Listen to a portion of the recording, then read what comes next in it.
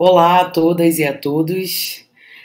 Muito obrigada pelo convite, por estar aqui no MindSec 2021.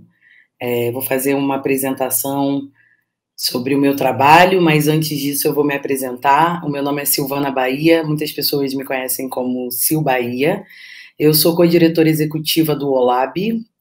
Eu coordeno a Preta Lab, que é uma iniciativa de estímulo a mulheres negras nas tecnologias e na inovação.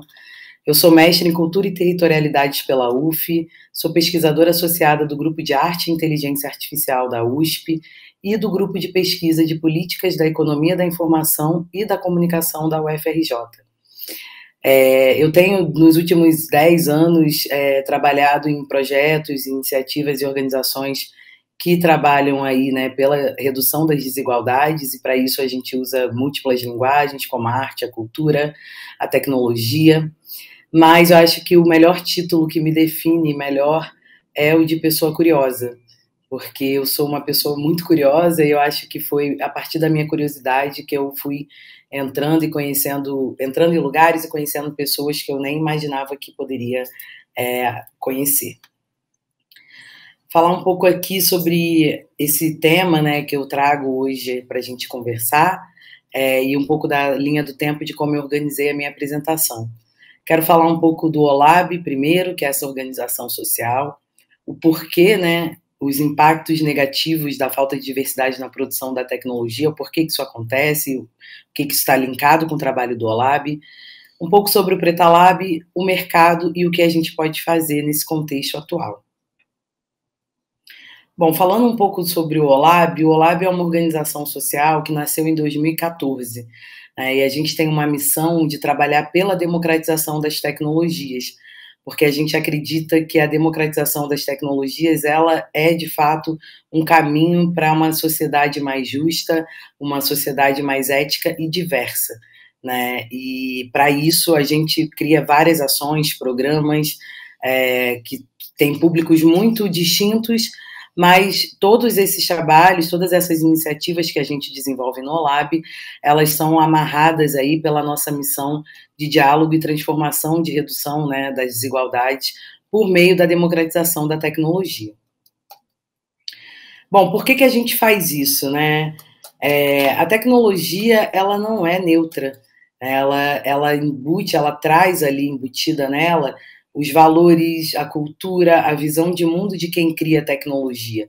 E a gente acredita que a gente precisa expandir um pouco essa discussão sobre as tecnologias e seus impactos para além do consumo, né? Porque, de alguma forma, embora no Brasil a gente viva muitas desigualdades, inclusive ampliadas pelo acesso da tecnologia, quando a gente vê que mais de 40 milhões de pessoas, mais de 20% da população não tem acesso à internet, por exemplo, a gente vê quanto que também esse acesso, ele também escancara aí algumas desigualdades.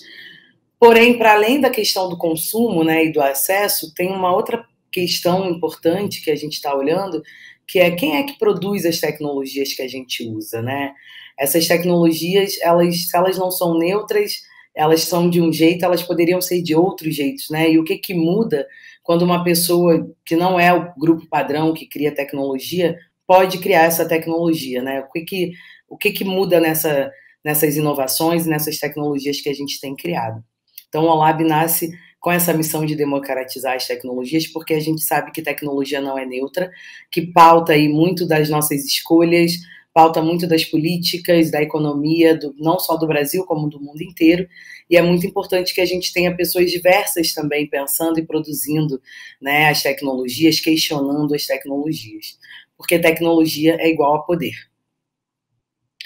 Eu trouxe aqui alguns exemplos sobre como as tecnologias elas refletem, né, alguns determinados preconceitos e podem aí aumentar ainda mais esse abismo, né, que existe nessa construção de igualdade.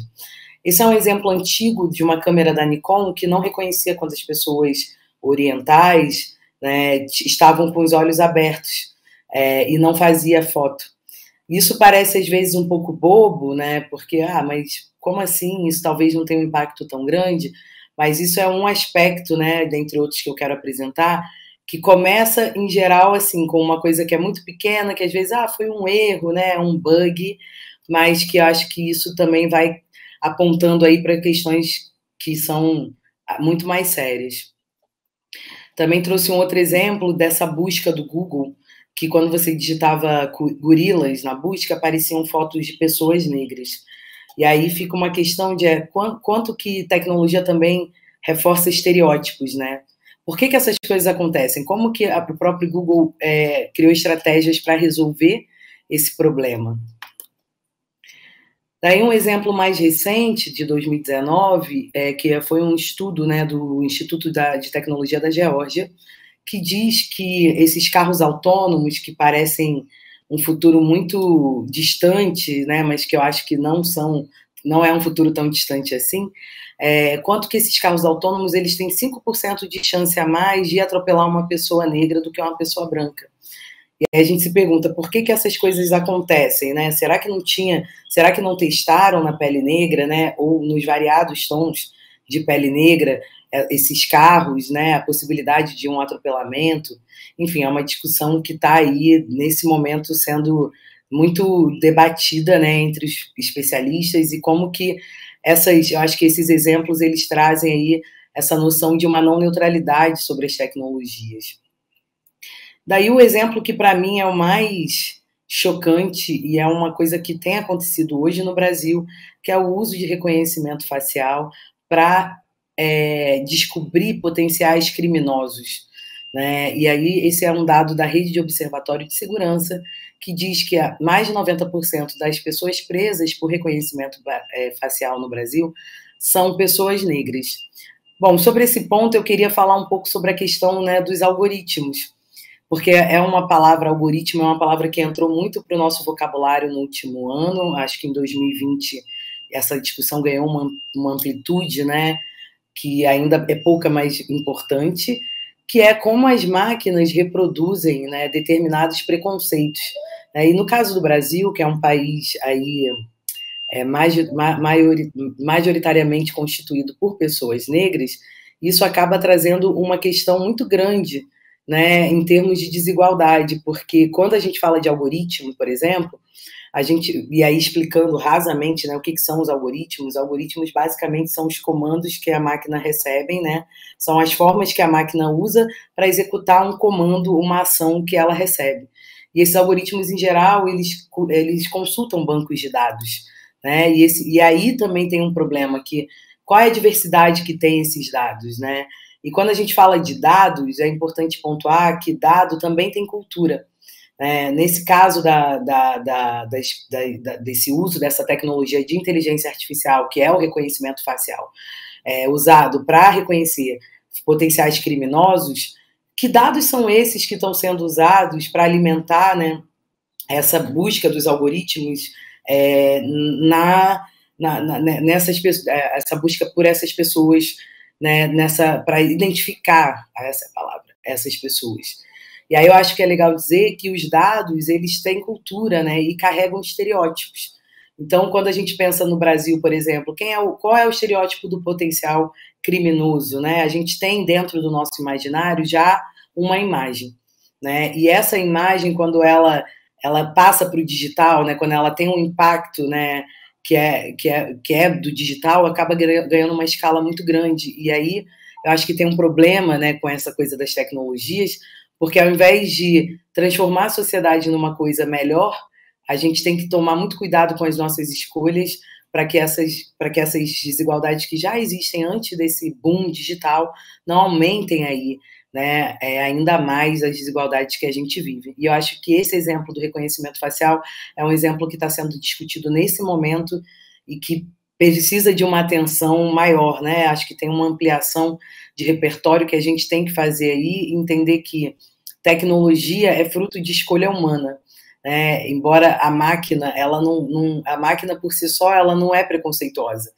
né? Mas quem produz, quem programa, quem desenvolve, né, tem muitas vezes visões de mundo limitadas. E é por isso que a gente trabalha no OLAB pela produção mais diversa de tecnologia, né, que tenha mais pessoas produzindo tecnologia também.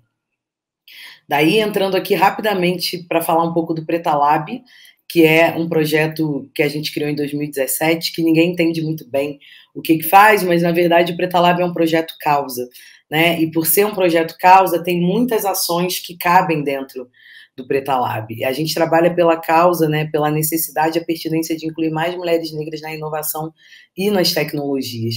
E, para isso, a gente trabalha em cima de 3 pilares. Basicamente, hoje, a gente se organiza como uma rede, né, que dentro desses 3 pilares, a rede é o primeiro, onde a gente tem essa plataforma que reúne aí perfis de mulheres negras em diferentes áreas da tecnologia, com diferentes saberes e fazeres, e no Brasil inteiro. Hoje a gente é uma rede de quase 900 mulheres, só nessa plataforma a gente tem mais de 500 perfis, né, de diferentes, em diferentes regiões do Brasil também. E esse é um dos nossos primeiros pilares, né? E qualquer mulher negra que esteja me assistindo e que queira fazer parte dessa rede, é só se inscrever no nosso site. Um segundo pilar que é o de formação. A gente tem olhado muito para a formação das mulheres negras no campo da tecnologia, porque a gente tem pensado muito nessa questão da empregabilidade, né? Hoje, nós somos mais de 28% da população do Brasil, mas acumulamos aí os piores índices quando o assunto é emprego, saúde, educação. E o ciclo do Preta Lab, ele vem meio que para colaborar nesse lugar, né? De se a tecnologia é um lugar que tem tantas vagas, né? Por que ele não pode ser um lugar para as mulheres negras também? Então, desde 2020, a gente começou esse ciclo formativo que forma mulheres, né, que já têm um conhecimento na área ou que estão em transição de carreira. E um outro pilar que o Preta Lab se organiza, que é o pilar de diversidade e inclusão. A gente tem falado muito sobre contratações intencionais, como que a gente diversifica times. Esse foi um trabalho, o primeiro trabalho que a gente fez nessa área, que foi com a ThoughtWorks, que foi o Enegrecer a Tecnologia, que foi um recrutamento expresso, porque a gente foi entendendo que não é só sobre conectar mulheres negras e vagas em empresas, né? É como a gente cria também, da porta para dentro, um ambiente para que essa diversidade de fato aconteça. E aí, para isso, a gente precisa de investimento, a gente precisa de aprendizado, a gente precisa de tempo, e tudo isso também não acontece do dia para a noite. A gente não vai resolver um problema que tem mais de 500 anos em um mês, né? Então, é uma construção mesmo de mudança de mentalidade, mudança de cultura acima de tudo. Trouxe aqui alguns dados sobre o mercado de tecnologia, né? Olhando principalmente para o Brasil. Hoje a gente tem 18% dos graduandos, né, em ciência da computação no Brasil são mulheres. E aí cabe também dizer que ser uma mulher em tecnologia não é fácil, né? Então não é só a questão das mulheres negras, mas se a gente for olhar para a questão de gênero, como todas as tecnologias, a gente vê que existe um grande desafio. Mas a gente fala, né, dentro do Preta Lab principalmente, sobre as mulheres negras em si, porque além do machismo, né, a gente tem que lidar também com o racismo sobreposto, que é uma questão importante e urgente, que não é também uma questão só dos negros, é uma questão de toda a sociedade. Daí um outro dado, né, apenas 25% das pessoas que trabalham nas empresas de tecnologia são mulheres, ou seja, 75% desse contingente, né, desse time, desses profissionais, são homens, né, e qual o impacto que isso tem. E 58% das pessoas que trabalham com tecnologia no Brasil também são brancas. Então, isso é só uma pequena lente, né, quando a gente olha para o Brasil, mas se a gente for pensar no mundo, a gente entende, percebe que a maioria das tecnologias que a gente usa, né, elas vêm importadas do hemisfério norte.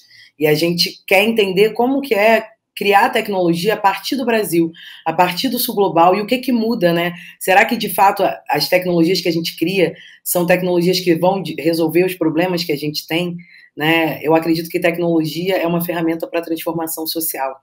Então, eu acredito que ela pode sim melhorar as vidas, mas a gente também tem que entender quais as escolhas que a gente está fazendo nesse processo. Então, dito tudo isso, eu quis falar um pouco o quanto é importante pensar mais diversidade nas tecnologias e queria agradecer desde já esse espaço. Esses são os meus contatos e seguimos aí conectados.